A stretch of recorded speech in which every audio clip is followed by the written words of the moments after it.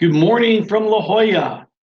How is everyone today? Apologies for a bit of a late start. We wanted to make sure you had plenty of networking time, and we wanted to make sure you were figuring out the Remo platform. I'll explain Remo a little bit later, but since we are getting a late kickoff here, I want to quickly get going and throw it over to Richard Kai, the president of the Institute of the Americas, to get us going this morning. Richard, Thank you, please. Jeremy. Thank you, Jeremy, and thank you all for your patience as we worked out some of these technical glitches with the new platform. I want to welcome you all to our 30th annual La Jolla conference. As you know, each May, the Institute convenes regional leading energy thought leaders for the La Jolla conference. This year, like last year, COVID intervened, but despite the ongoing travel and conference restrictions, we've remained committed to our objective to serve as a critical platform and then as honest broker on dialogue on critical energy and sustainability trends in the Americas. We're celebrating this year's conference with an entire month of panels each Friday morning and exclusive on-demand content and deep dive discussions. We kick off today with 3 important sessions and discussions on the overarching climate imperative, getting to net zero, and the implications for the hemisphere, including a discussion on hydrogen and electric mobility. Before we get started, I want to recognize some of our board members that are going to be attending this conference, some of which will be speakers. Jose Luis Manzano of Integra Capital, Rolando Gonzalez Booster of InterEnergy, Nelly Molina of Sempra Energy, Juan Martin Bergeroni from Pan American Energy, and Clay Neff of Chevron, all that have supported our institute over the years, and we're grateful for all of their support for our ongoing programming. I'd also like to acknowledge and thank this year's La Jolla conference sponsors, Sempra Energy, Integra Capital, Environmental Resource Management, Control Risks, Fitch Rating, Jaguar. I also want to special mention to our Energy Steering Committee, Chevron, Deloitte, ExxonMobil, Integra Capital, InterEnergy, Man Energy Solutions, Orel Energy Group, Pan American Energy, Plus Petrol, Schlumberger, Sempra Energy, Solar Turbines, and Sproul. I also want to recognize our collaborators, Sare from the University of Buenos Aires, SEBRI, the Brazilian Center for International Relations, and OLADE. At this time, I want to introduce Jeremy Martin. As you know, he's our Vice President and head of our Energy and Sustainability Program. Jeremy is going to kick off our session this morning. Our first session is focused on Latin America on the road to Glasgow and COP26. And we are featuring 2 distinguished speakers.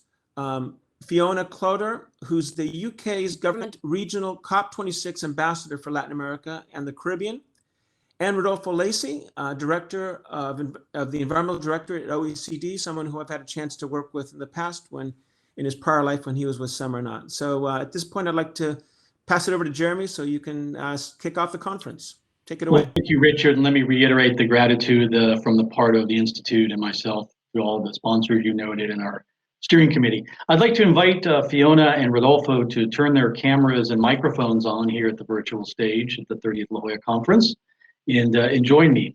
We are indeed kicking off with what we think is probably the most important overarching issue driving all of the conversations we'll have, at this conference, but frankly, all of our energy conversations these days, and that is the climate imperative, and therefore what's happening with the next conference of the parties in Glasgow, Scotland, and where do we stand with some of the countries in the region in terms of their commitments, in terms of their efforts on the road to Glasgow, as we call this panel. We're very pleased to have with us on this virtual panel and kickoff Rodolfo Lacey, who Richard noted. Rodolfo is the director of the Environment Directorate at the Organization of Economic and Cooperation in Development, the OECD. He has the terrible assignment of being in Paris and working at the OECD. He joined the OECD in 2018 after a long term in the Mexican government. Many of you know him. I won't read the number of years he was Mexico's chief climate negotiator because we don't have enough time. But let's just say for most of the term of the Conference of the Parties, he was Mexico's chief climate negotiator. and then at Seminole, and now, of course, as I just noted, at the OECD. We'll keep troubleshooting Fiona Clowder's mic here in camera. We're having some technical issues. Apologies for that. But Rodolfo, let's get right into it. I mean, the subject here at hand is we're on the road to Glasgow. We just had the Leaders Climate Summit in the United States, organized by the new administration in Washington. A lot of rhetoric, a lot of interesting discussions. But where are we as we head to Glasgow in terms of Latin America's NDCs, and particularly countries' pledges under the Paris Agreement? I mean, this will be an important meeting to take stock. So help us understand where we are on the road to Glasgow with NDCs in the region. Well, we have to say that Latin American countries, NDCs, including the Caribbean countries, and their pledges under the Paris Agreement continue to be insufficient. You know that only 14 of 35 countries in the region submitted updated NDCs. Not all of them are, of course, more ambitious than the previous NDCs. Only 9 of them are more ambitious. And only one is having a climate neutrality goal, that is Costa Rica. In fact, he is the leader for many years as an eco country, no, an ecological country. If I say that because I know Costa Rica very well, and this is a good example of what we can, of course, increase our ambition, considering different mitigation and adaptation actions. The other thing that we have to take in account in the road to Glasgow is the long-term strategies, because only 2 countries in the region has long-term strategies. Mexico is one of them, but it's not updated. We presented the midterm strategy with the United States and Canada in the COP of Marrakesh. And we at that time had the target of reducing 50% of our emissions considering the baseline, not a fixed year of reference. But as you know, we have to take also in consideration the national adaptation plans, because emphasis on adaptation due that our emissions are not as relevant as, for example, Europe or North America in general. So Latin American and Caribbean countries are mainly non-Annex 1 countries. But even in the adaptation front, the submissions are very low. Less than 25% of our countries submitted national adaptation plans. And this is something that is even important not only for the region, but important for the moment that we are living now, that the climate change problem is increasing. We can say that there are tipping points. We are living a very critical situation. If we take in consideration that we will not see again the glaciers that we used to have, for example, in Peru or in Chile, or in the planet, we in Mexico just not celebrate, because it was not a celebration, but it was a ceremony, putting a card saying that we used to have in the Iztaccíhuatl volcano in Mexico City, in the Mexico City Valley, a glacier that disappears in 2018, and it will never return because of the temperature, the average temperatures that now we are having in Mexico City. So there are a dramatic change in temperatures in the region. There are some regions with a lot of water stress, and there are, of course, critical situations in some coastal areas because of the sea level rise, or because the acidification of the ocean, and the coral reefs are suffering. So in the region, we have also extreme weather events that are killing people.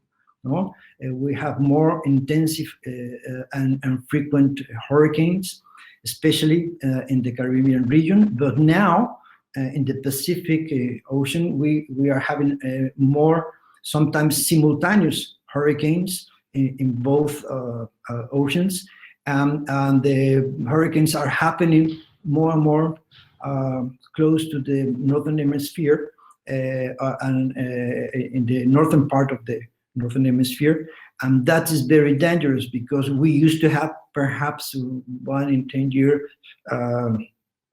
a hurricane in Baja California, and now it is something that is happening every 3 or 5 years. So those are the situations that we are living. Of course, we also have other dramatic events like wildfires in the Amazonian region, in Central America. Maybe you can remember those that happened in 2016 and 6, sorry. And it's something that this is something that will affect not only, of course, our natural resources, the economy, but also the population is stressed by this situation, and we are not seeing that the countries are, of course, taking the necessary commitments to really solve the problems that climate change is imposing to us. Let me no, that's yeah, it's a fascinating update, and I think there's a follow-on question. I have 2 follow-on questions, but let me start with the one I think you specifically, where you mentioned the word natural resources. You talk about the region. Let me put one question on the table. I'd like your thoughts. I mean, you were in the government. You were the chief negotiator from a country that is a petroleum producer, a major petroleum. Well, at one point in time, a major petroleum producer.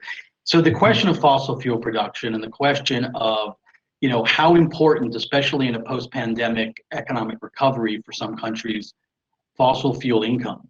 I mean, those are natural resources. So how can those countries balance the economic necessity with the green mantra, the green recovery, the build back better, and that commitment to climate? I think that's a critical question. I'd like your thoughts on.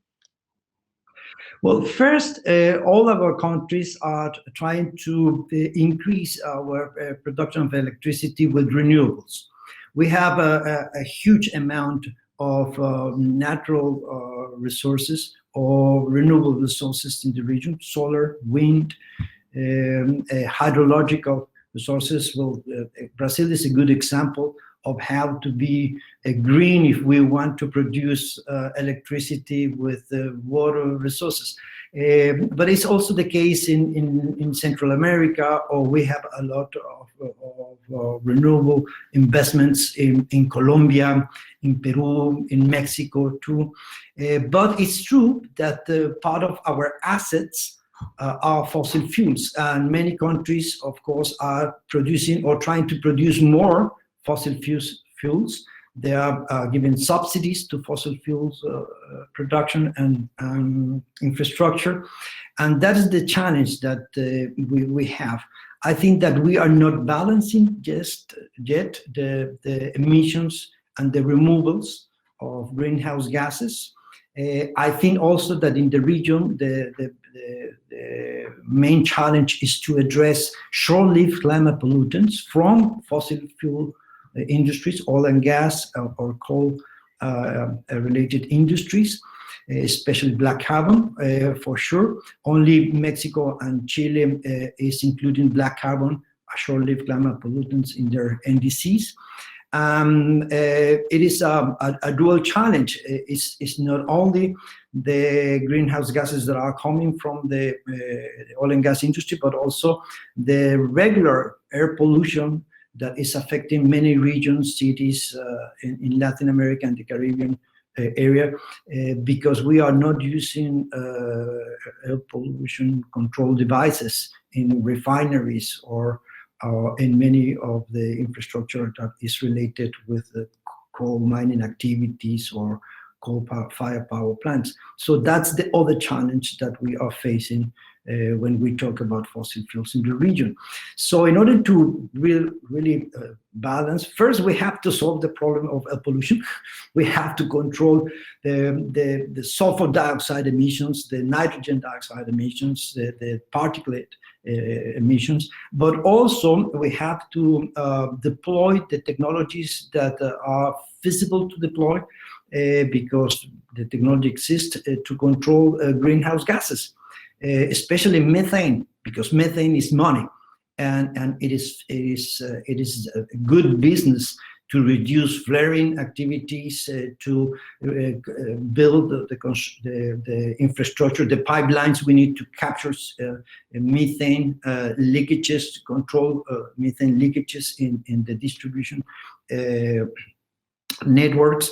And also we have to, at some point, use carbon capture and storage technologies to really use our natural resources in the medium term, because our countries are not adopting the phase-out policies that many other countries are adopting at the moment.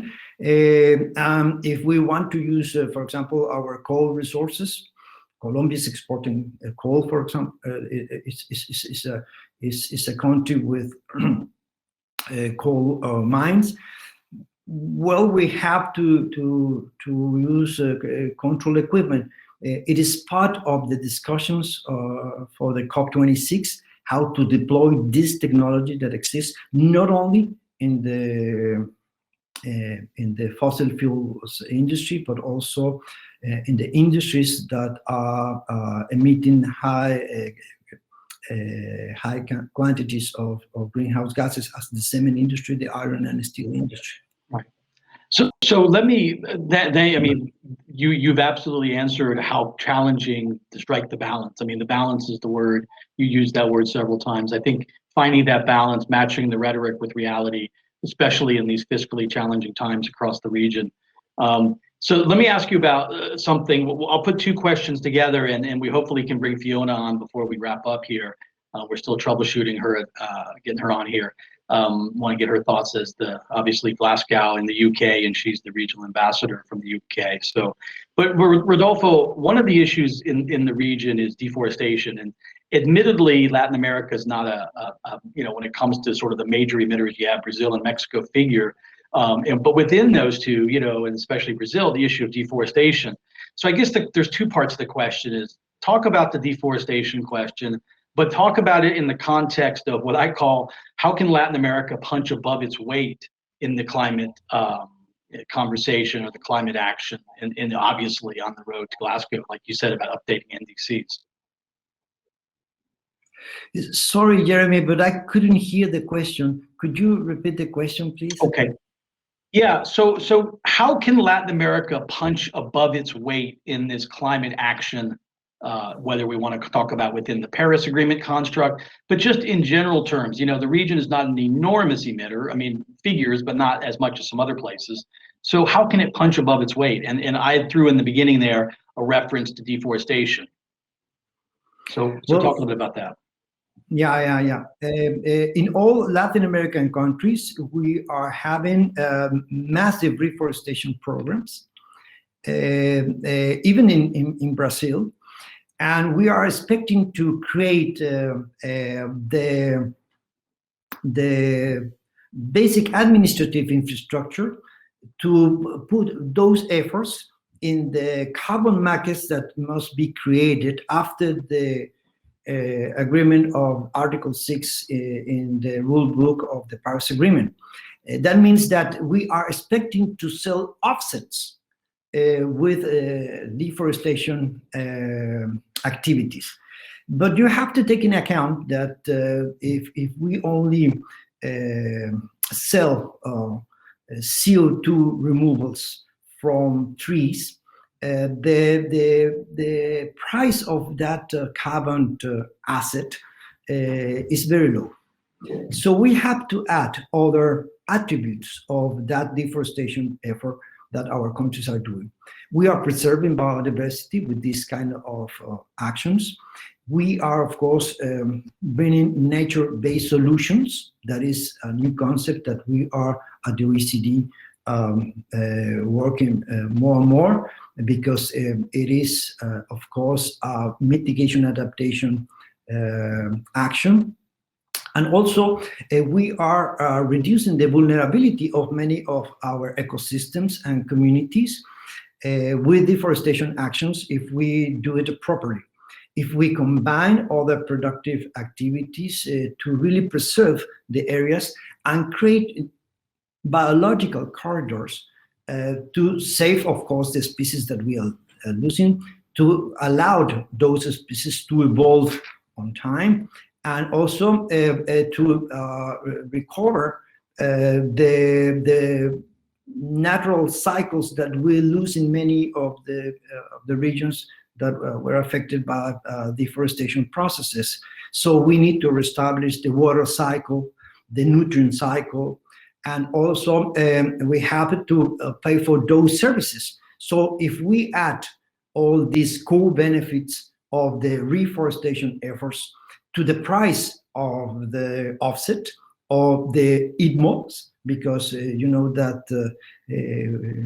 in the Paris Agreement, we do not talk about carbon bonds or green bonds or offset, carbon offsets. We talk about IDMOs, the international transferable mitigation outcomes. If we add all these co-benefits to that carbon price, well, we will be able to finance more and more mitigation actions and also adaptation measures that we need in our countries.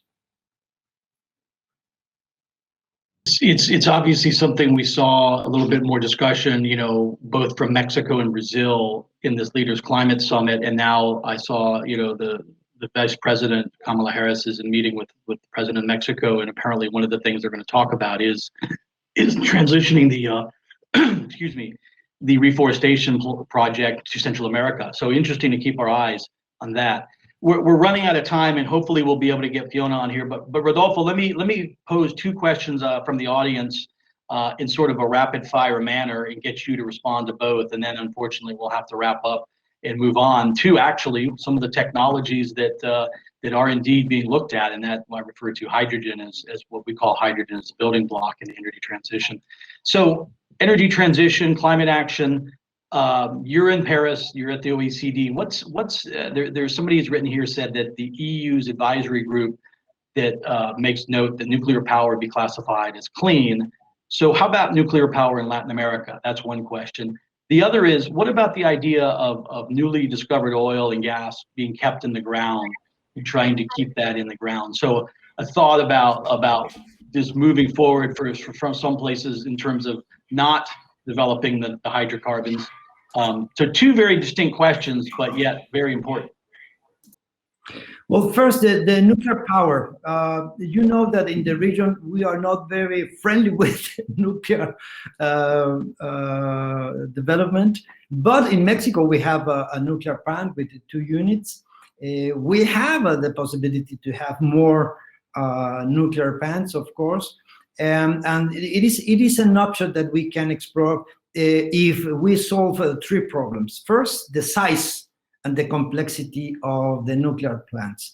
If we reduce the size and we also reduce the complexity and, of course, the risk and the management of these nuclear plants, it will be good. Second, the proliferation. So it's a huge problem. It's a security problem, and we have to face that. And third, the waste, the nuclear waste is an issue. So I can talk about the Mexican experience, but all the environmentalist groups are against the nuclear option because we don't know what to do with the waste. At the moment, we are storing the waste in the nuclear plant itself, but it's not safe because it's in the coastal area. So imagine that we have, because of climate change, an extreme weather event that creates a similar accident like the one we saw in Fukushima. Well, okay, it's very scary, that option. So we need to convince the people, and we need to create more security or more safety infrastructure for nuclear plants, solving these three problems. If we are able to solve with new technologies these three problems, of course, it is a clear option. It's a straightforward option. So before you jump on the next one, I apologize, because I think we've been able to establish a phone bridge connection with Fiona Clowder. Fiona, can you hear us? I'm being told, well, I thought we had a phone bridge connection, and I wanted her to be able to chime in and at least say a couple words before we wrap up here. Fiona, are you there? Hello, Jeremy. Good morning from California. Hello, UK. Thank you so much. Apologies for the issues here. Let me just throw to you as the host of the Glasgow COP26, please share your thoughts with the audience. We've had a great engagement with Dr. Lassi here, but I'd love to hear your thoughts on some of the questions that hopefully you've been able to hear us talking about. Thank you, Jeremy, and apologies for all the technical problems we've had. It perhaps epitomizes the world that we're in. But very good to be talking to you in this important conference. So I'm afraid the technicalities have meant I've not heard all of your discussion, but if you like, I can give a quick commentary on where we are on COP26 and that would be our work great. Yes, that'd be a great Latin America. commentary. Okay, so I'm Fiona Clowder. I'm the regional ambassador for Latin America and the Caribbean for COP26. And of course, what we're all very conscious of is there's just 6 months to go before the conference, which will be held in Glasgow, Scotland, the 1st to the 12th of November. And there's a lot of work to do before then. And ultimately, this is about getting the world to move towards net zero. And we need to move forward in the energy transition. We need to also help particularly vulnerable countries, but everybody, to think about adaptation and resilience. We need to make the most of nature-based solutions in moving forward on that. And also finance is, of course, critical to all of this. Both finance in terms of meeting previous commitments on $100 billion from donor countries, but also finance in the sense of mobilizing the private sector and the role of business and the multilateral development banks and other financial institutions, very important to you.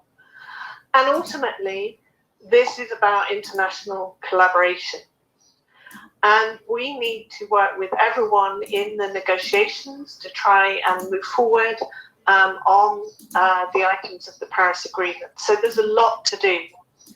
And of course, the world, and sadly, particularly Latin America, we've all faced a terrible year with the pandemic. But the challenges that we will find ourselves facing, though the challenges to come from climate change are sadly even worse. So international partnership, international collaboration, international dialogue is more important than ever. And sadly in Latin America, of course, the pandemic has hit the region disproportionately hard. But there are both terrible health impacts, but also longer term social and economic impacts. But another way to look at this is these difficult challenges we face from climate change are also an opportunity, a huge economic opportunity. And so we also hope to work with the region to look at how we can move forward on a green recovery. Because all the statistics tell us that there are lots of opportunities for jobs and growth in moving forward on a green agenda, as well as helping bring emissions down, as well as helping increase adaptation and resilience. So I'm very grateful to partners in Latin America with whom we discuss these difficult challenges. Already, I think some 17 countries in Latin America and the Caribbean have already submitted what are called the NDCs, the nationally determined contributions, under the Paris Agreement, setting out ambition to cut emissions. But we need more ambition, because sadly the statistics tell us that we are way off course in keeping within the Paris Agreement to keep temperature rise within 1.5 degrees. And so we're encouraging all countries to increase ambition, and that those countries that have not yet submitted to make sure that they get their NDCs in before July the 30th. And that's the deadline for inclusion in the final UNFCCC NDC synthesis report, so important statement of international commitments that will be published ahead of COP26. But also, of course, there's lots of opportunities here for business, for example, on developing sustainable infrastructure, in making energy transition, in switching to zero-emission vehicles. And so there's also things that we're working with the region on. Also, the region is, of course, very vulnerable to the impacts of climate change. And also, the region is very, very important for its biodiversity and very precious ecosystems. Obviously, the Amazon, but there are many, many more macro systems in Latin America that are also very important. We're looking at the ways in which land is used, trying to protect against deforestation are also important parts of this agenda. So there's progress being made, but there's a lot more to do. And the UK, as hosts of COP26, we're aiming to be neutral brokers in all of this, bringing people, communities and countries together to explore how we can all move to a net zero world. Back to you, Jeremy. Thank you. Fantastic. I'm so glad we were able to get those thoughts. I think you answered some of my other questions about how can Latin America punch above its weight. And I would put words in your mouth and say by increasing their ambition, increasing their ambitiousness on that July 30th proposal or submission. Unfortunately, we're going to have to leave it here. Let me ask a final question, a yes or no. I always do this at the La Jolla conference.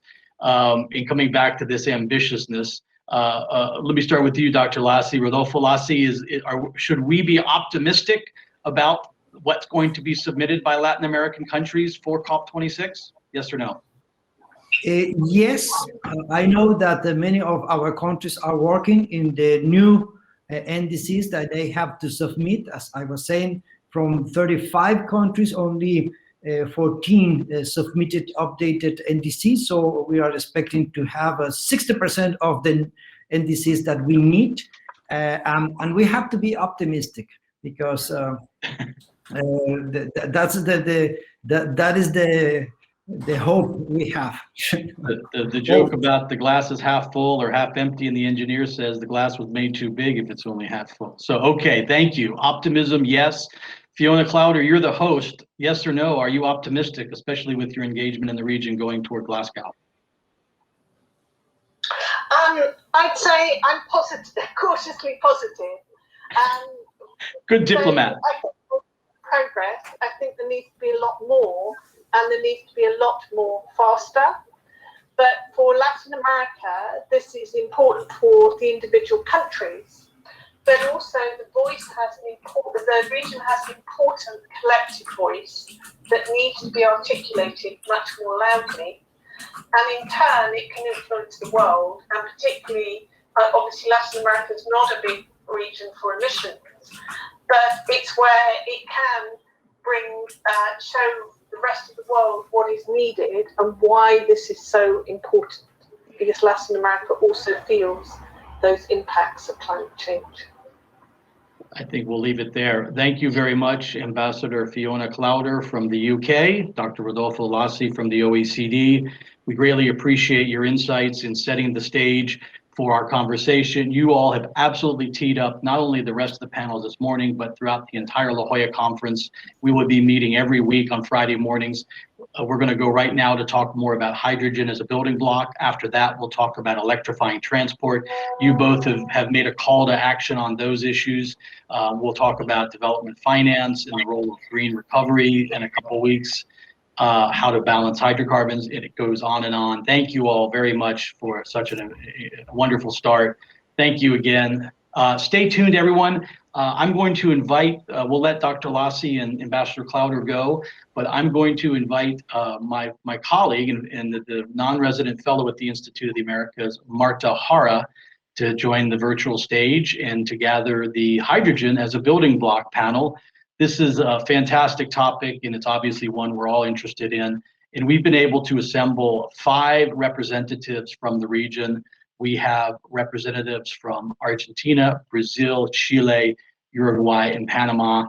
I would invite them all to join us on stage now and turn on your cameras and microphones. I see Marta, my colleague. Hello, Marta. How are you today? Hello, Jeremy. Very happy to be here with this fantastic panel.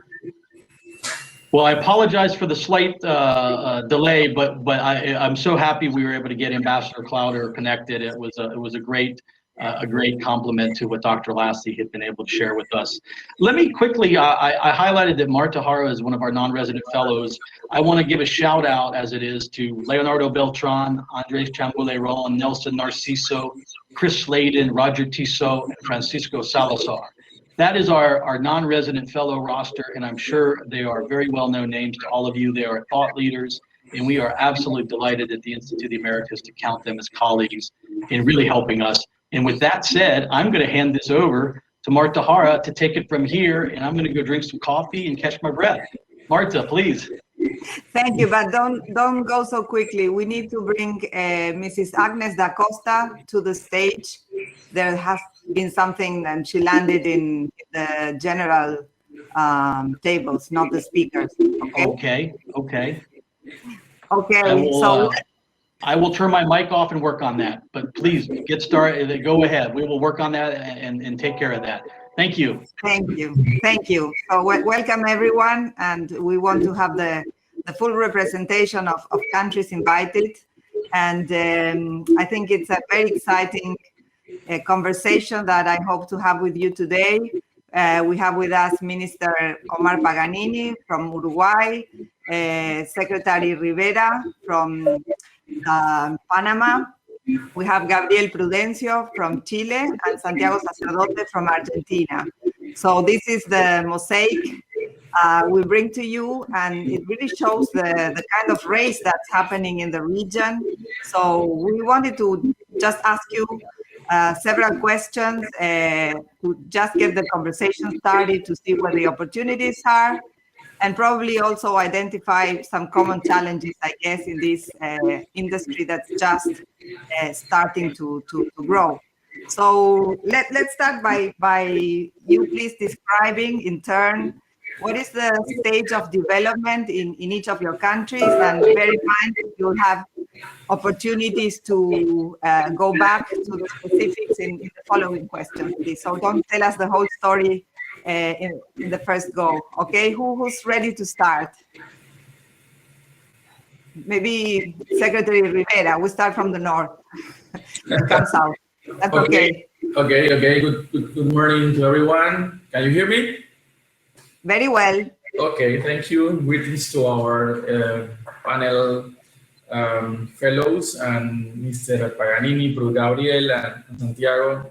Greetings from Panama, in the middle of the Americas. And of course, we can start what you mentioned, Marta, that we are, right now we are building a market, and we are building the technology to make available the hydrogen in commercial terms. And Panama is getting ready for that, as well as the rest of most of the Latin American countries. We're working with the IDB to develop this year preliminary roadmap for how Panama play a role in this market that we're building, this regional or global market that we're building right now. And we see ourselves as in the short term, we see ourselves as a hydrogen hub for the region.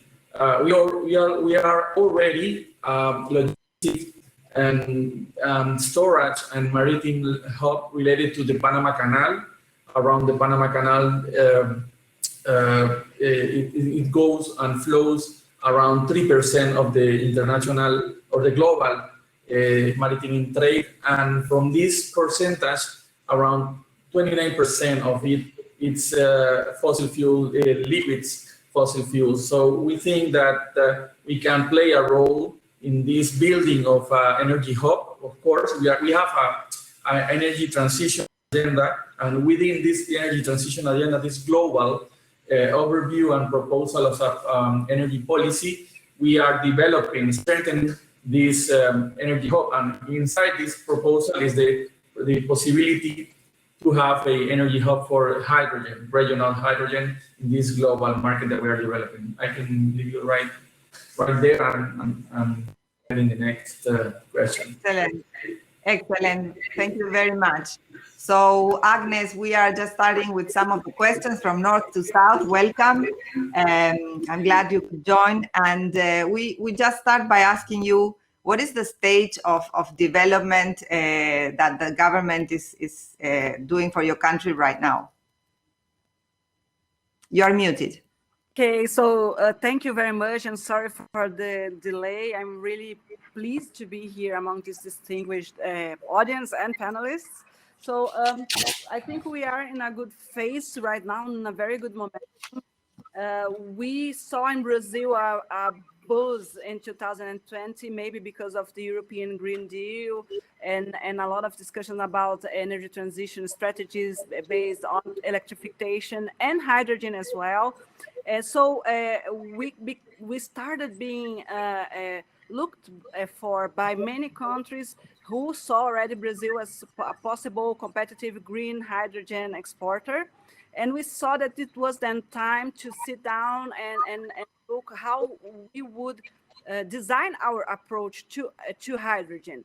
So, but what I wanted to say is that we are not entering this discussion in Brazil now. We started in 2002 with a lot of resources for R&D and and innovation. So we have startups and also several technologies like a bus fleet with hydrogen. And so there have been a lot of innovation in this field in Brazil. And also we already use a gray hydrogen in the industry mainly. So we already see that we have regulations and technical specifications for hydrogen in Brazil. But now we are then diving into the discussion about the energy use or energy production through hydrogen as well. And so what are we doing right now? Since the end of last year, more or less, in December 2020, we published our 30-year energy plan. And there, hydrogen already appeared as a disruptive technology for the next 30 years. We there highlighted the need to fill in the blanks in regulation and specification. And then in February this year, our National Council for Energy Policy, this is the highest level of decision-making in Brazil for energy. It's like a forum with several ministers. It's presided by the Ministry of Mines and Energy, but there are several ministers there. So they published a resolution indicating key strategic areas for public and publicly oriented innovation investments, and hydrogen is among them. Then I think after that, in March, our Energy Research Office published a specific report discussing the basis for a national strategy on hydrogen. And then last week, the National Council for Energy Policy published then a directive that the Ministry of Mines and Energy, together with the Ministry of Science, Technology and Innovation, with the Ministry of Regional Development, and with technical support of this Energy Research Office, should come in 60 days with directives for a national hydrogen program. So this is where we are really right now in this discussion. Thank you, Agnes. So now it's difficult to decide who's first coming from the north. Maybe Chile or Argentina. I'm not so sure about the border in the north. It's Go ahead, Gabriel. You're okay with me. I can go next if you want. Actually, the northest point of Chile, I think it's a bit northern than the northern part of Argentina. There if you I'm not go. wrong. So yeah, thank you again, and as well for this invitation, and also pleased to be with this very distinguished panelists. And in regard to hydrogen, perhaps in a nutshell, I think we have advanced a lot in many issues, but I think it's important to say that we also believe that we are probably in the early stages of something that will grow a lot in the coming years as well. Putting some things or a few things in context, hydrogen is something that it's not only in Chile that we have highlighted as something that will be very important for the economy in the future. If you look at the international strategies like what the UK is doing, what Germany is doing, what Japan is doing, what California as well has been doing, the US as well. If you look at many of the important countries in the world, you will see that they have put a lot of emphasis on what hydrogen can do in the economy in the future. And we haven't perhaps addressed that, but why we believe that that can have an important or a lot of importance. Perhaps in some sense, because hydrogen is already being used today. It was mentioned by Agnes recently. It's in many industries it is being used, especially as gray hydrogen. And as everybody knows already, gray hydrogen is good for the industry, but it produces CO2 when it is produced. So we need to find a transition to a more cleaner hydrogen. And there, of course, either blue or green hydrogen will have an important chance for that as well. However, we don't see hydrogen only in the uses where we see it today. We also see hydrogen that will grow a lot in the uses in transport and other uses that you can use as well as a gas to produce heat, both in industrial processes as well as in residential uses as well, if you mix it with natural gas, or in the longer future, perhaps even without mixing it. And considering all that, we have realized as well, we know that Chile has a huge potential to be an important player in this, especially as with many other countries that are represented here today, because of the huge potential that we have in renewable energies. If you look at the potential that we have in solar energy, you will find the best solar radiation in the north of Chile, and very good and strong winds as well in some parts in the north, especially in the Patagonia in Chile as well. So we basically forecast that we should be able to produce, if we do things right, some of the cheapest green hydrogen in the world here in Chile, and from there being able to use it for our local developments, and also for at some point export it as well to international markets as well. We already launched a national strategy by the end of last year. We built it as we have been doing most of the things here in the energy sector in Chile, with participation of different stakeholders. We actually created a national commission that basically advised the ministry and the president actually to create a strategy. And it basically has several lines of action that we can get deeper into later, but we want to have at least 5 gigawatts in development by 2025 of hydrogen. We want to produce by 2030 hydrogen at $1.5 per ton, and also we want to be among the leading exporters by 2040. I think there's some of the issues that we highlight in our agenda. I think I mentioned dollars per ton. I have to correct it. It's dollar per kilogram. Yeah, it won't be that expensive. That cheap, sorry. I think being all that said, in Chile, we already have seen a big boost in projects. We already have seen more than 40 projects that are under development and that have announced some sort of development. And I think that's a good start to what we have to do from there. We have an important agenda with several issues that I can mention later as well.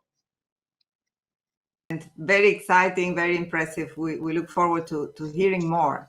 So Santiago, why don't you tell us what is the state of development in Argentina so far? Okay, welcome. Thank you very much for the invitation and the welcome all the panelists. Well, as you know, Argentina and as many other industrial countries, the hydrogen has existed for decades, as you said, with great production and consumption concentrated in refineries or associated with ammonia or urea plants. But that for us is a baseline, and it's clearly changing because as everything indicates that we have a great opportunity to export low carbon energy and the possibility to do that at a very large scale. We know that we have extraordinary resources to produce this energy, as many of our countries in Latin America, probably better in some parts.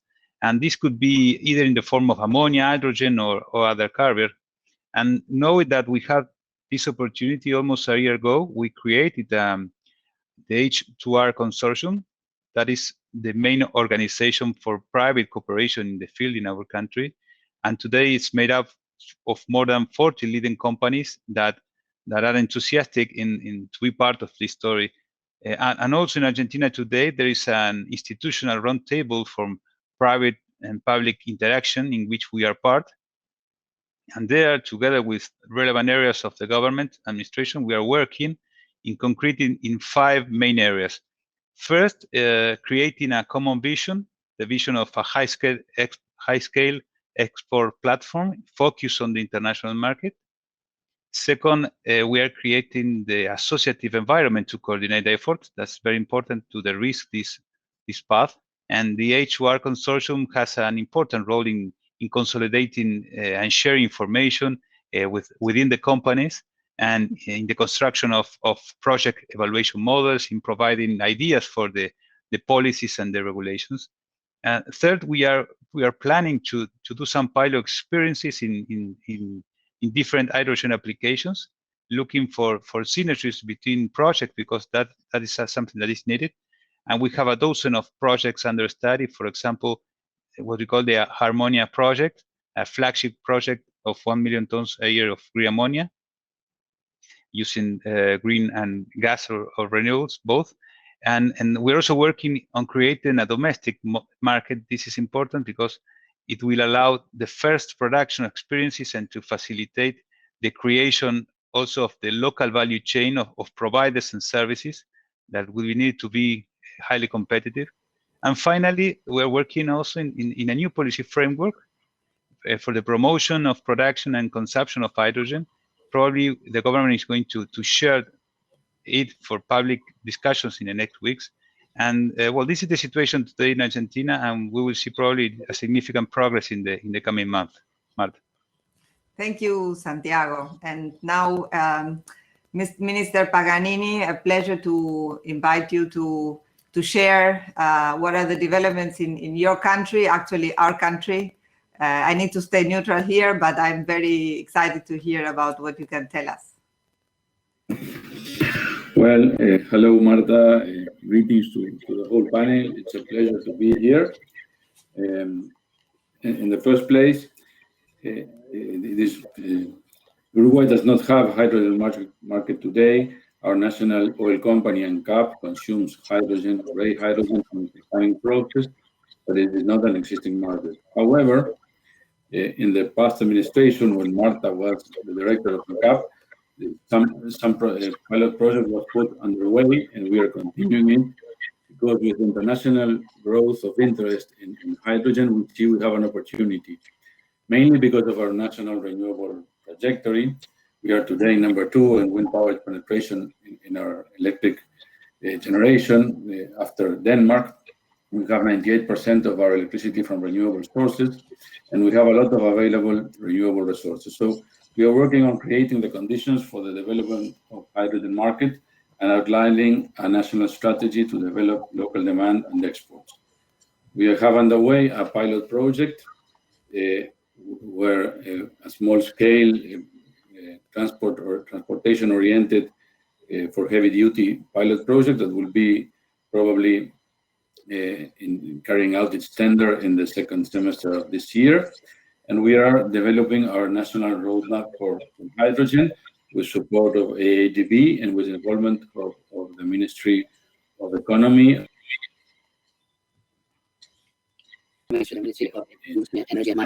So there's a national strategy being developed underway, trying to generate a long-term vision with the role of hydrogen in our economy. And we have local uses, very clear, heavy-duty transportation to substitute diesel demand. The potential here you have to bear in mind that Uruguay is a small country, so this is important for us. 150,000 tons of hydrogen a year per 2025 could be the total demand. Green fertilizer will be another 100,000 tons a year. Maritime transport, Uruguay has good ports and they are a key part of our economy. So we have identified the potential for green ammonia or methanol for vessels. And we have some international companies operating from our ports that are interested in this. And later on, maybe if Uruguay develops long life iron deposits, we could have an opportunity with green steel. All this is being considered in the development of this national roadmap, and we will later on tell you about it. We are very excited about the opportunity to turn South America into an export green hydrogen export maybe leader. We think the demand from Europe and Asia would be very important, and we have national renewable resources, all our countries, to be together in this new market that would be a game changer in the energy sector. That would be all for now. Thank you so much. So I think the picture has been painted about the big opportunity that Latin America sees, really based on its huge renewable endowment to from there start developing these markets. And one of the specifics I wanted to explore a little bit deeper with you was how do you break, it's the typical question when you're trying to develop a market, how do you break this chicken and egg situation? What is that your countries are doing in terms of fostering demand, both from the demand and the supply side? And then the next step is how you then make the leap to exports. Something like the Port of Rotterdam seems to have signed MOUs with all the countries around the table. So how does a country in practical terms start putting the incentives in place to foster this demand? I suggest we keep the turns and start again with Secretary Rivera, if you please. Okay, Marta, I'm back. I had some issues with the technology. Actually, this is the dilemma that we can talk about right now. Is hovering around the possibility to produce hydrogen in commercial terms and in a competitive way. So this is a big issue. How do you develop and it depends on what kind of hydrogen do you want to develop to use and maybe to produce in your country. Depends if it's gray or blue or green. And maybe around the green option, the big issue is the cost of the infrastructure for electrolysis and the cost of the electricity too, as a product to produce the hydrogen. So this is the two key issues if you want to perform as a producer and maybe an exporter of hydrogen right now. The big advantage that we have as a whole is the amount of resources that have been put in place by the bigger economies in the world. We're talking about Europe and United States and Asia, and we think that this is going to be some kind of pattern very similar to what we have seen in batteries and solar panels on this price curve that we are seeing the launch on the prices and the costs. So we are, as countries, we can take advantage on that drop of prices for the next years. But as I mentioned, Panama, we are looking right now in the short term as we see ourselves as a hub, using our actual logistics and storage for bunkering that we have in our country. We are already a bunkering hub related to the Panama Canal. So we see that it's something in the short term as our role, maybe, and more than to produce hydrogen and to use it in the economy, because we don't have that much of industrial infrastructure in our country. We are more related to services in our economy, and we could explore some options on these hard to electrify, maybe road transport that we have in our country. But of course, we want to continue to do that, and maybe we can share some ideas on how we plan to put this infrastructure, logistics, and storage of our country in some other questions around the table. Great. We're going to talk about infrastructure in a minute specifically as well. Agnes, please. So, of course, with exports, we see potential, and it's interesting to see, because it's not the most competitive, green hydrogen is not the most competitive technology yet, but the projects that are being announced in Brazil, you mentioned the Rotterdam port, but we have seen some announcements in 3 states, Ceará, Bahia, and Rio de Janeiro, all of them close to ports, and all of them focusing already in green hydrogen. So then one thing that I want to mention is, in Brazil, of course, investments in the energy sector are private-led. So we already see private investors demonstrating interest. But we also see, as already mentioned, interest for international cooperation. And we are looking how to map what is missing in terms of regulation to enable this as the state. But what I wanted to say as well is that we see potentials in other uses as well. So demand for green ammonia as fertilizer, production of advanced biofuels like HVO and biojet fuel through the HEFA route, energy storage in case of variable power generation. So this will play an important role in Brazil probably. We have an enormous interconnected system, and we see space for all these resources that can help balancing the system or giving more flexibility to the system operation.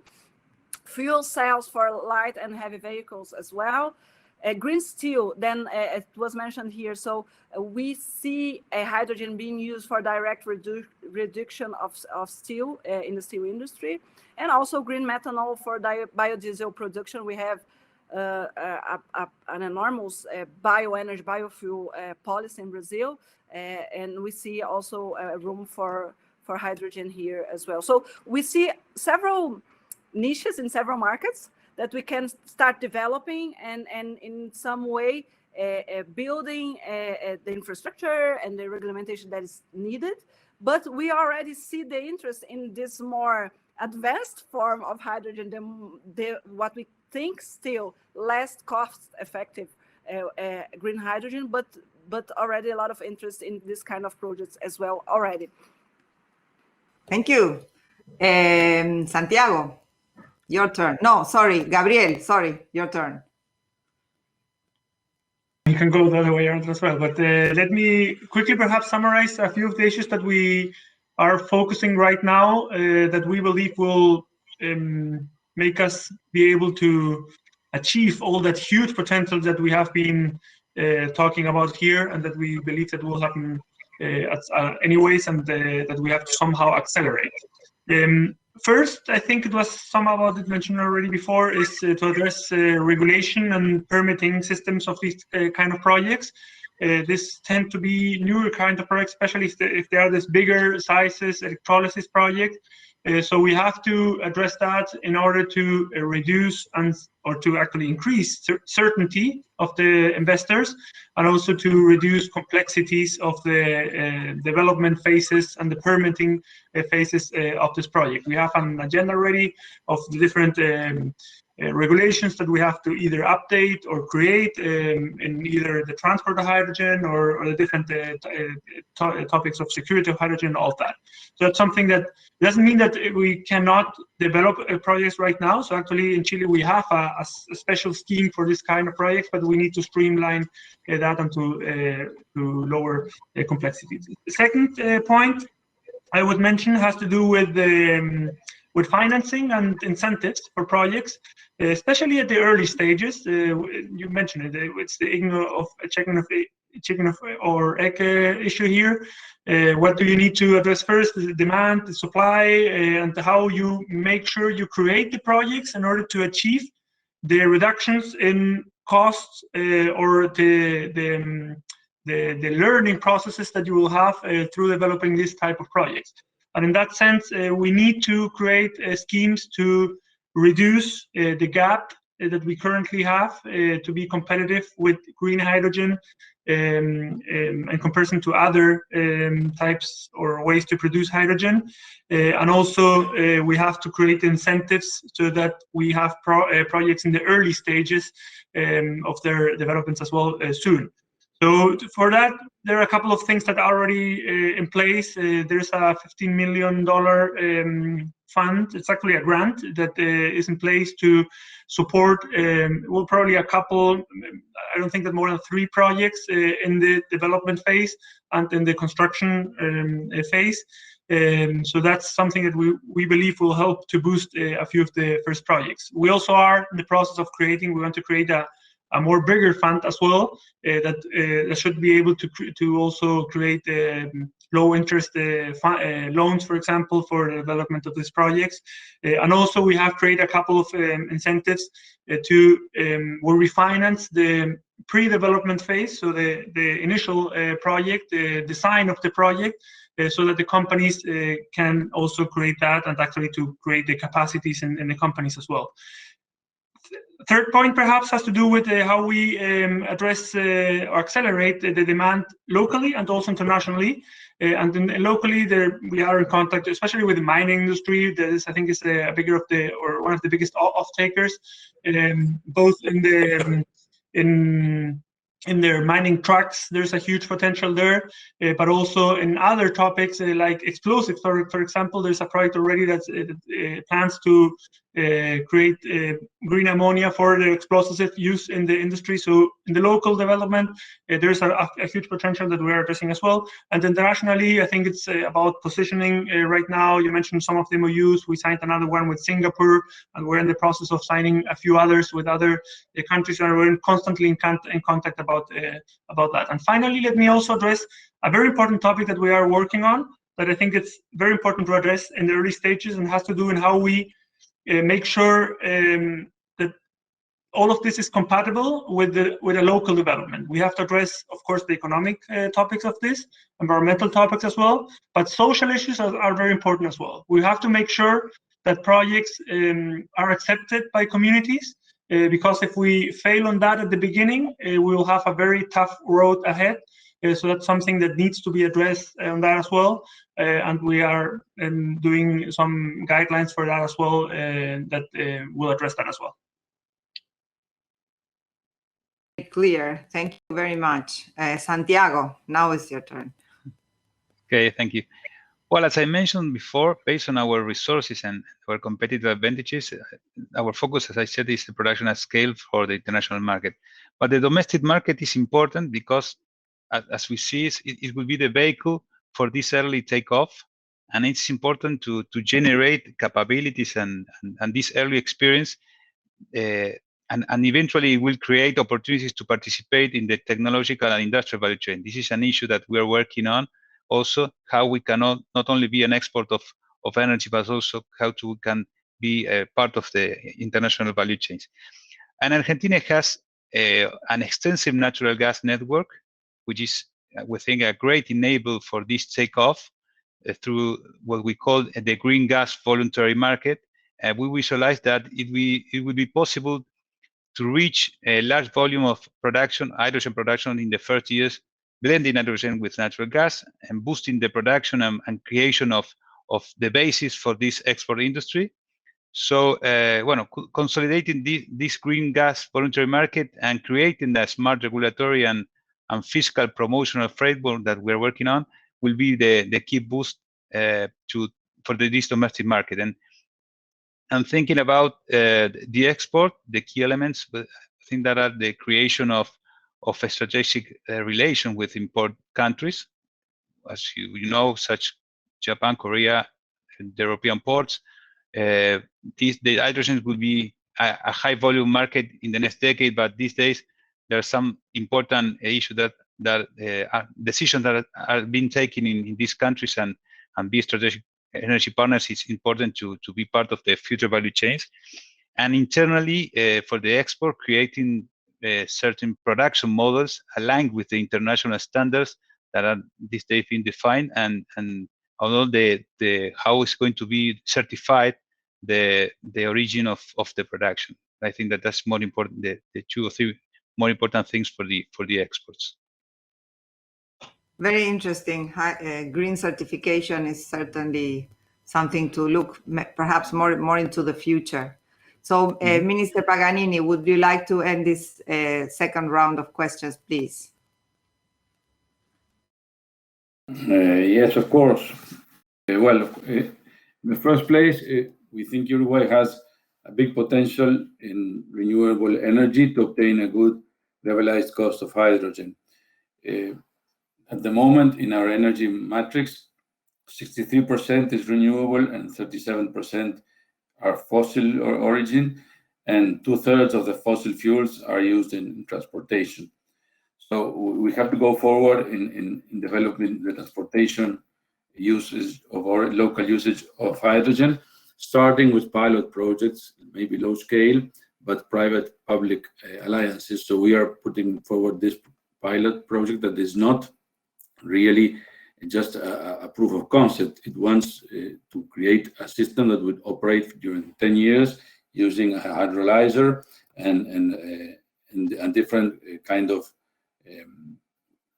transportation usage, maybe mostly cargo, but also maybe short-term buses, say long-term buses. This pilot project will receive public funding to lower capex and risk, but it is aiming at being sustainable economically by the private sector in the long term. This is a learning curve experience, but it's also the way to later grow in scale and aim at the transportation, heavy-duty transportation transformation to H2. In the same time, we are opening the call for different kind of interests in using green hydrogen in Uruguay, mainly in maritime transportation.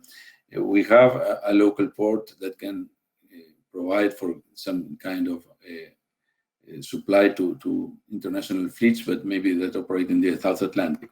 That is to start to move the learning curve. We have an advantage, we think, because our very renewable electricity generation, it has the complementarity of wind and solar, and this complementarity gives the opportunity of a very high usage factor of the electrolyzers, maybe 60-70% combining wind power and solar power, and in this way we can maybe be competitive in the generation of a low cost of the hydrogen for a country that is not a leader in solar, but maybe can be a very big complementarity. At the moment, we have 1.5 gigawatt installed of wind energy, but our potential is much bigger, 30 gigawatts onshore, and 250 gigawatts can be thought about in the offshore oceanic platform. In solar energy, Our installed capacity today is small, maybe half a gigawatt, but the potential is huge, more than 400 gigawatts. And this complementarity can make an important advantage.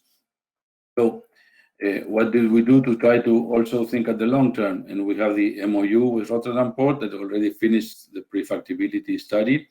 And we have an MOU with Japan as well.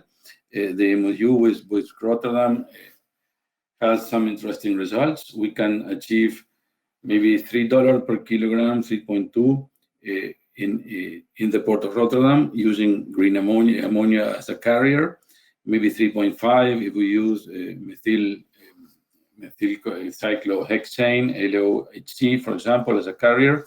And these results also show that the sensibility to the distance is not so big. So we have an opportunity there.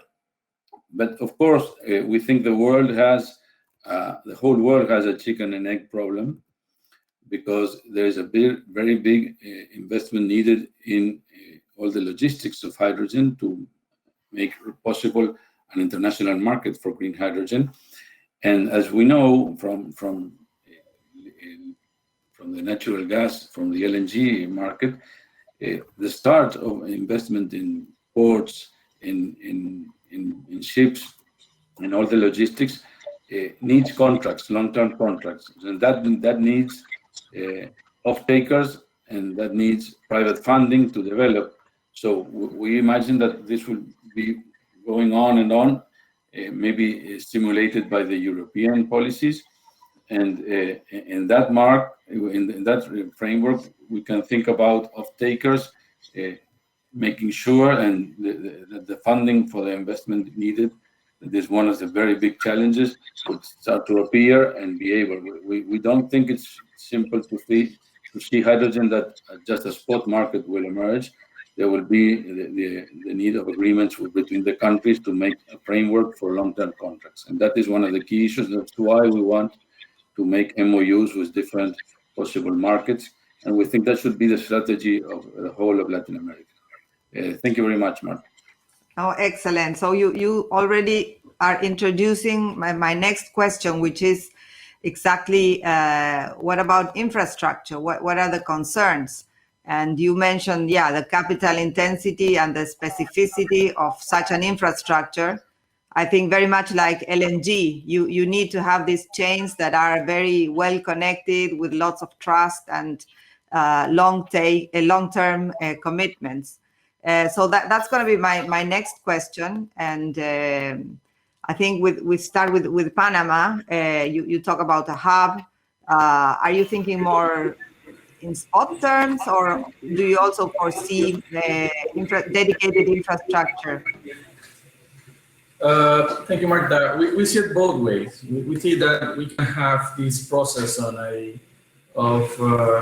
as Mr. Paganini mentioned, the option of ammonia as a liquid carrier for hydrogen. This would be the first option for most long distance transport of hydrogen right now on a maritime way. So we think that we can advance with the refitting process that we need to endure to have this liquid bunkering and liquid fuels that we have in our bunkering hub here in Panama, in order to do this refitting process first stage to use it as a regional re-export for Central and America and the Caribbean of hydrogen, more looking on a ammonia carrier right now. But these are the things that we want to validate in this process, this roadmap that we're right now building with the support of the IDB. We are working hard with the Panama Canal Authority that is already overseeing the future of this regional transport and trade of hydrogen and its carriers. So, as you know, the Panama Canal has a lot of coordination and a lot of trading and share of information agreement with the main ports around the world. So that's a big advantage that we are starting right now, and we are working closely with them to see these two big options for the hydrogen as an energy source. You know, we see it as a regional re-export option for these close countries around our Caribbean and Pacific side, mostly Central America, and of course the bunkering options that we will have maybe in the next 10 years when we start to see some ships to use the hydrogen or the ammonia carriers to also impose as a fuel for the ships, and we're looking also in this way because Panama has a flagship international flagship option, so we want to address also in our regulations that we are dealing right now with the International Maritime Organization, and also with these agreements and contributions to the Paris Agreement around the international maritime fleets. So this is all in this validation and evaluation that we are doing right now, but we see it as a first. We were talking in a refitting of our existing logistics infrastructure in the short term, and of course the development of dedicated maybe hydrogen infrastructure for storage and transport in our hub. Okay, thank you for sharing. What about Brazil, Agnes? You mentioned the vast natural gas grid and the private initiatives to work on export infrastructure. Tell us a little bit more. So I loved when you started the question with long-term contracts, private investments, and trust. What our impression is in an enormous country like ours, that when we have a sound market design and sound regulatory framework, investment will follow. So what we are looking now is really how these markets, how the rules are, what kind of rules are missing. So in the markets where hydrogen may be produced, traded, and consumed. But we are not quite sure yet that we need like a specific regulatory framework for hydrogen. As I mentioned, for the industrial uses, there are already regulations and specifications in use. But we see this also as a very good momentum, because in Brazil, we are undergoing two major sector reforms, the power sector reform and the gas market sector reform. So then I think this is the moment to see if the rules in these sectors can embrace hydrogen or not, what is missing and what we could add. So just to give some examples, in fact, I am the coordinator of the power sector reform in Brazil. I embrace hydrogen now this year, but this is something that we have been doing for the last 2 years at least. And the main point for one of the main points, but one of the pillars of our power sector reform is really technological neutrality, so that we can design a market, a system that can embrace all kinds of resources and technologies and don't differentiate them. So we see that probably hydrogen will really fit in very well, and we don't see yet any problem for hydrogen to fit in the power sector. Then in our gas market, we have a policy, it's called the new gas market, and we published, I think last month, the new gas law, and we know that there is a lot of discussion in the gas market with the harmonization among the federal rules for gas transportation and local state rules for gas distribution. But we are moving forward, and then when we look specifically for the into the big transportation grids that we could use also for hydrogen as well, we are already trying to see if we can design future grids, because we are still building the grids. It's really big, the country. thinking already about the repurpose of these gas grids to repurpose or use it in the same time to transport hydrogen as well. So this is what I wanted to point maybe is that we see this good momentum in these two energy sectors, but we are trying to look as well as a whole in the other uses as well. Of sense to me. Thank you. Gabriel, please. What about infrastructure challenges? So, yeah, perhaps to be brief, so probably you have to separate that in the infrastructure at the local level, so how you can move around hydrogen at the local level and how you can export it as well. At the local level, I think that many of the projects will be built close to the consumption, especially if you're looking at the mining consumption. Projects tend to be close in the sense that they are in the north of Chile, where we also have this huge amount of potential. And if it's for an export market, it also happens that our best renewable potential is in the Atacama Desert, and we have a couple of well-known and important ports there right now. And the other huge potential is in Patagonia, where there's also an important port that is absolutely active and important in the worldwide commerce. So, of course, you have to think in the adjustments that you may have to do, but I think a lot of that is what we are discussing internationally through these agreements or MOUs that were mentioned already. It's part of the discussion that is already in place. But I think it's important to mention that we don't start from zero, from scratch. There is an important infrastructure, not only in Chile. We assume that in most of the represented countries here, that you start from there. So it's work that you have to develop on, but it's one of the many other challenges that we have to address. Indeed, and from Argentina's point of view, Santiago? Well, I think that the hydrogen economy will require different types of infrastructure, as Gabriel said. And as I mentioned before, the natural gas network could be a great enabler since it allowed the linking. Sorry, can you hear? Yes.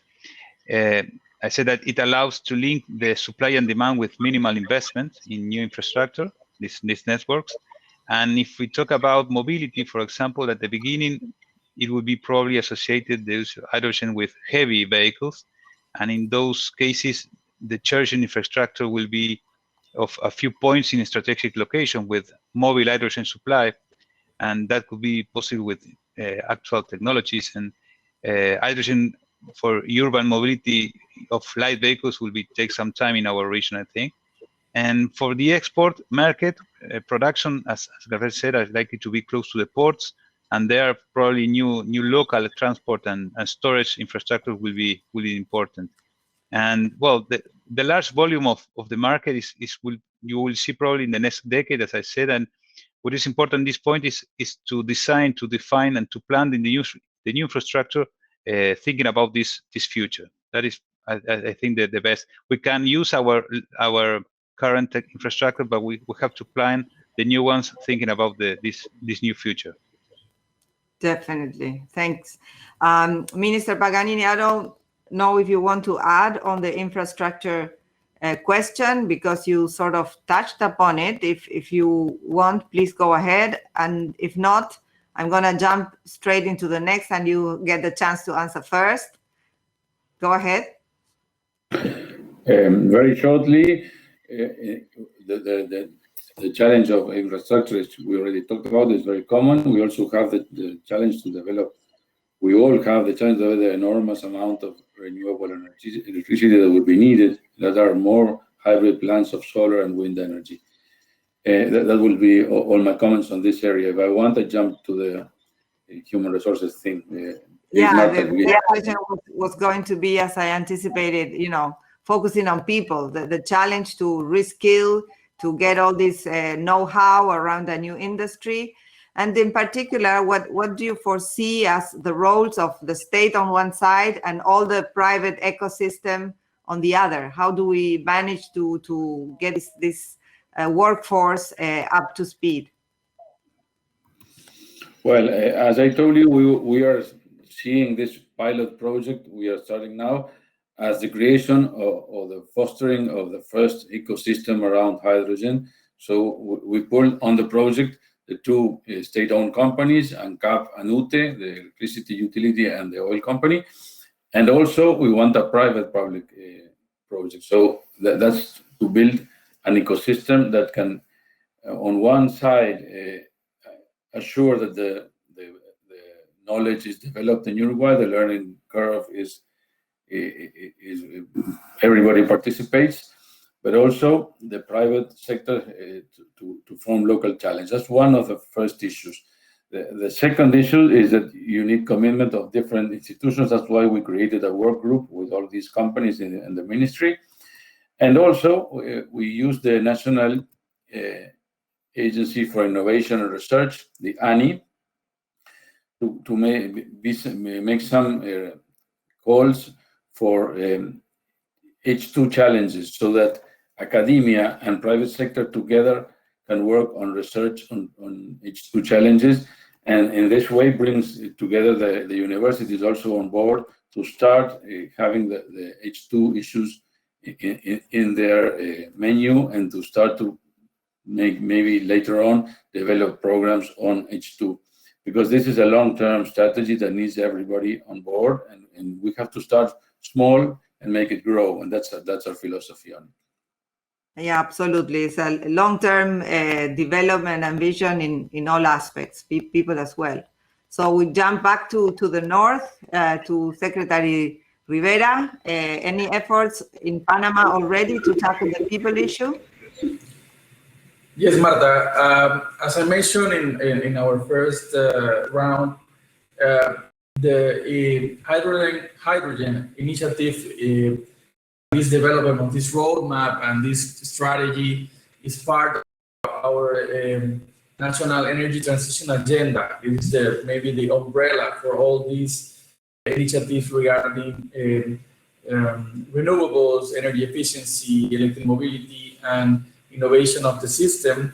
And as Brazil, we are starting to a reform on our hydrocarbon sectors platform on our power sector and electricity wholesale market. So hydrogen is part of that. And in order to have, public entities and private sector key stakeholders, we established a national energy transition council, and they all have representation of these public and private and the academy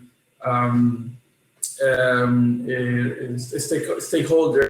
And within this, one of the lines of action is how do we prepare our people and transversal access of all of these policies. So within this, we are working right now with our technical education institution to develop all these technical careers. We are working with our technological universities in order to also to have these upgrades on the careers they're working for this all these activities.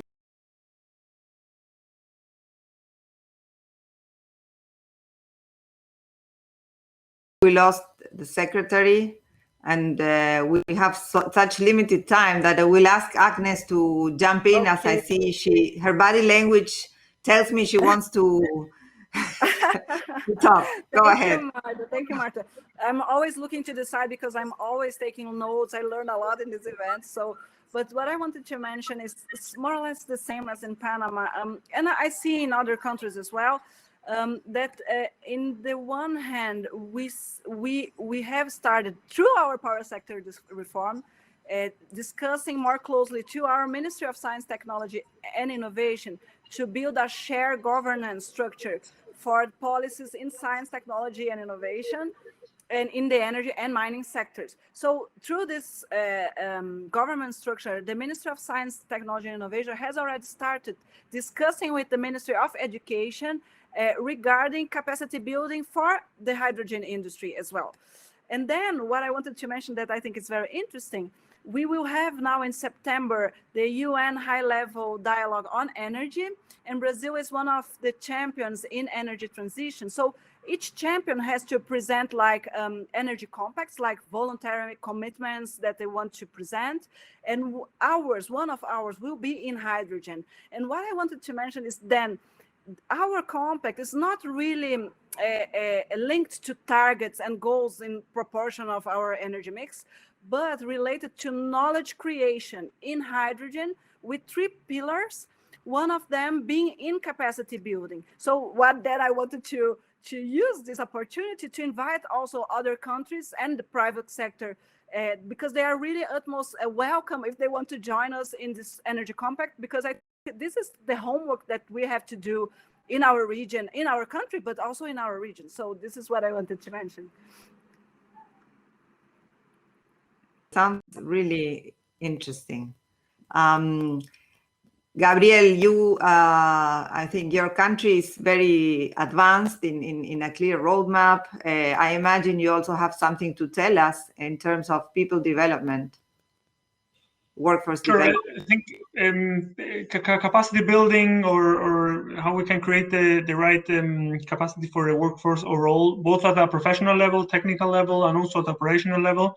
I think it's something that we have to work on, and not only for hydrogen. I think it's something that we have an important agenda for what we have to do in electromobility and in how we can replace the coal power plants with the new renewables, and it's something that we are doing. I would perhaps highlight or how does our agenda in that sense look. It's a lot about connecting the different stakeholders, so meaning academia, meaning private companies, and meaning the public sector as well.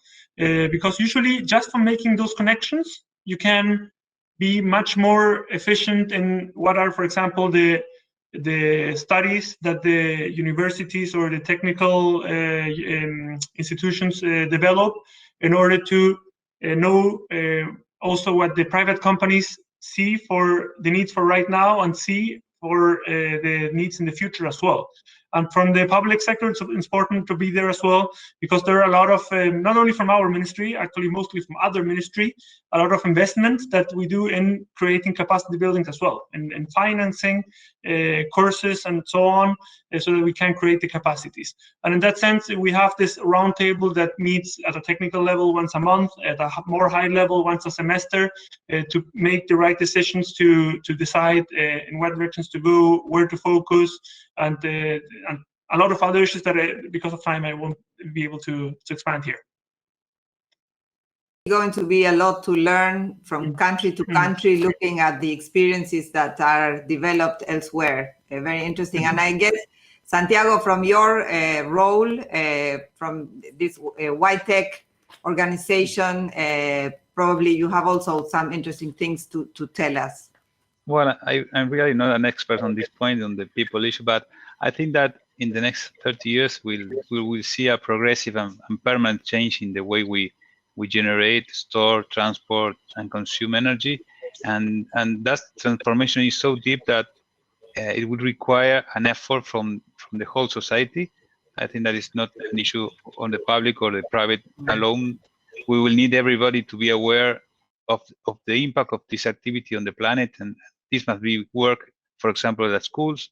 We will need formal training at universities, technical training in the companies. There is a need also for technologies to be increased, to increase the efficiencies, and this will imply R&D profiles. And also we need new ideas. There is an opportunity for promoting entrepreneurs and startups. So I think the issue is so complex that it will need to be planned and executed by a sort of commission that involve all the parties. I'm afraid I don't think Secretary Rivera is coming back, and we have to go to our last question. It's just to know where's the focus of your country in terms of color, green, blue, or gray. What do you see? I expect there are differences because of the availability of fossil resources or not, but I'd like to hear that. And then there's just only 2 questions from the audience. We can see if we can answer them as well. So please. I start? Okay. Let's go, ladies first, yeah. Okay. So I would say that oh my God, to start, our response would be we see future for all kinds of hydrogen in a pathway to full decarbonize by 2050. So this is in fact the same approach that we have towards energy transition, and we think the key word is flexibility. We understand each country has different starting points, competitive advantages, and different resources, energy resources and technologies. So they should choose the best pathway, the most cost-effective and fast one to come to this common goal to decarbonize economy 2050. So in the case of hydrogen in Brazil, we have this abundant energy resources, and we can think about hydrogen production centralized or uncentralized, decentralized throughout the country, and available technologies, and so we want to combine them so that we can steadily increase the capacity factor for hydrogen production, reducing costs more rapidly, but mainly developing demand in critical sectors that we need to decarbonize. And so we started discussing hydrogen in Brazil. We named it the rainbow approach, but it's easier to think about a flexible approach. But we are always talking about decarbonizing matrices. This is in fact what I see. And then we started the discussion with all the scholars and green, but we were kidding last week, because now we already see the discourse changing. People talking more or less about the 50 shades of green, because in fact what counts is that this hydrogen doesn't emit carbon dioxide or greenhouse gases. So this is, I would say, what we are, this is the goal at the end, but we see room for all kinds of hydrogen to achieve this goal. Thank you. What about Chile? Yeah, perhaps a quick mention about the difference between the colors. I don't know if you mentioned that before. So gray and blue, both of them produce hydrogen from natural gas.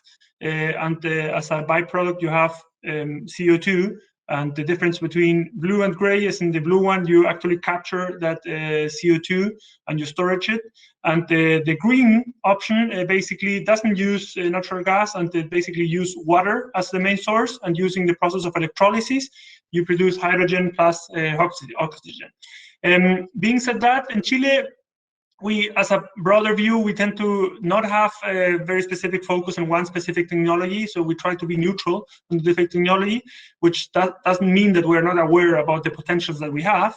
And in that sense, we foresee in Chile a bigger importance in what has to do with green hydrogen from renewables, and from this huge potential of renewables that we have in Chile. It was mentioned for other countries as well. We have 70 times the potential bigger than the installed capacity in Chile. So we have enough solar relation, wind a lot as well. So if we find ways to use that renewable energy to produce this type of products, it will help the economy overall. And actually, green hydrogen has also a big importance in our NDC, in our climate strategy. Chile has committed to be carbon neutral by 2050, and about 20% of the reductions of emissions we forecast that can come from green hydrogen in our local economy.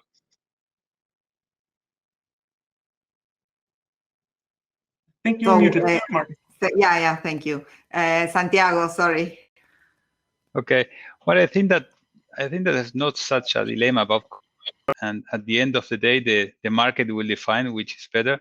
As we always say, the future is green, but the road is multicolor. And one thing is certain there, that what decarbonization needs is hydrogen, and to make it happen, it requires to make the economy, the hydrogen economy, be a reality, requires transforming infrastructures, industries, forms of mobility, and this could be done both with green, blue, or any kind of hydrogen. We need to introduce in the economies the use of hydrogen, and that's a specific target. And we may see probably the hydrogen gaining ground as prices become more competitive. But I imagine that the blue hydrogen will be more important in the beginning because it has a significant lower price nowadays. And blue also is a good alternative for decarbonization because it's almost green. If green reduce emissions 100%, as Gabriel said, the blue with carbon storage can reach 90%, and this makes it a very attractive alternative in this transition. Argentina, saying that, is prepared to offer whatever the market needs. We have gas resources at ultra low cost and renewable sources that are among the most competitive in the planet, and we are preparing to offer both options, blue or green, possibly at different prices according to the demand requirements. And this could be done simply, for example, in a common ammonia production facility. So as I said, we think that the future is green, but we will see a transition multicolor. Thanks. Uruguay. Very shortly, well, the green hydrogen is not only from electrolysis, it's from electrolysis with renewable electricity. It's not green hydrogen if you use coal-fired plants to make the electricity and then you use electrolysis. In Uruguay, of course, we have no alternative. We want green hydrogen. We don't have fossil fuels. What we think is that also there may be a discussion if hydro plants are accepted as green sources. And of course, 50% of electricity is hydro. We think in the start, everything will have to be developed because in the long term, of course, we will all need zero carbon. Hydro is also zero carbon, can have other kind of objections. So we will go all for green, and we are also trying to use hydroelectricity. That's it.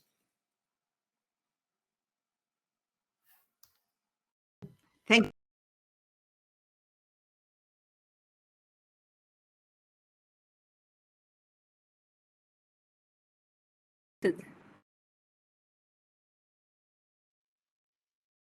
Here. Can you hear me now? Yes. Yes.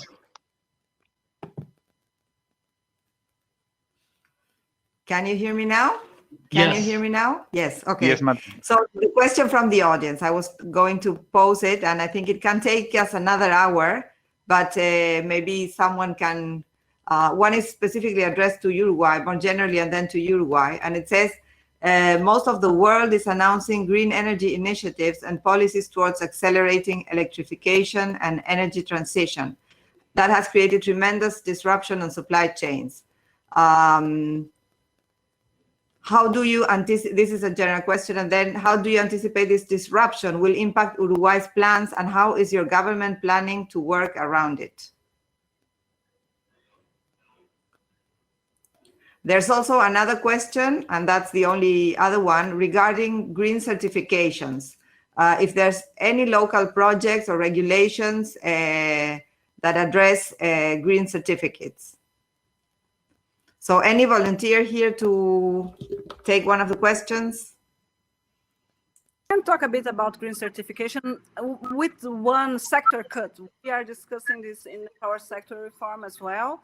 We are discussing now how to value the renewability of our mix.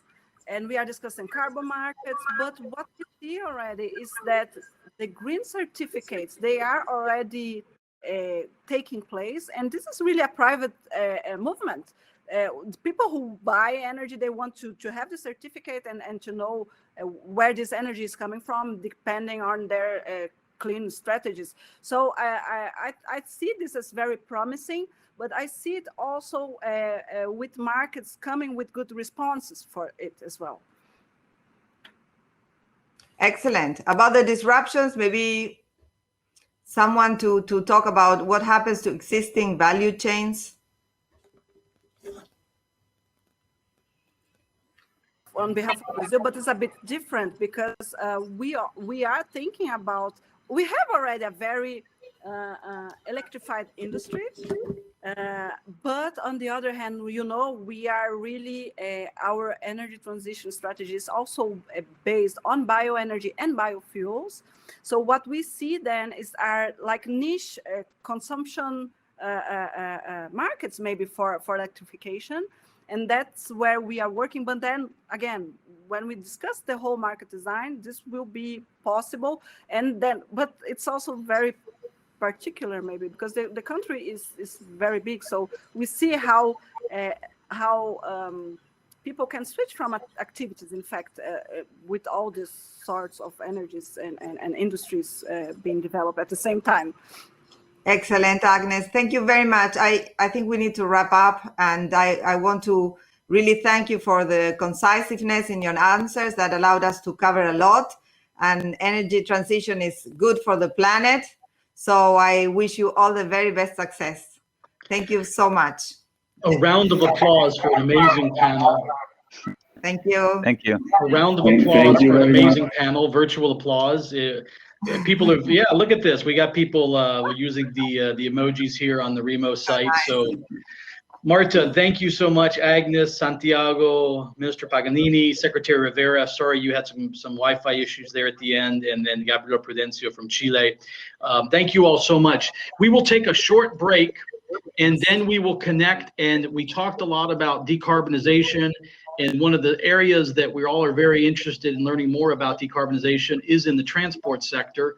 Obviously, we talked about the role of hydrogen in the transport sector. Our next session will be about electrifying transport in Latin America with a great panel. But first, a quick break, and I'll invite you all back to the networking lounge. Hopefully you saw my note in the chat about how to take advantage of the lounge. Quick break, and we'll be back here on the virtual stage shortly. Thank you all so much.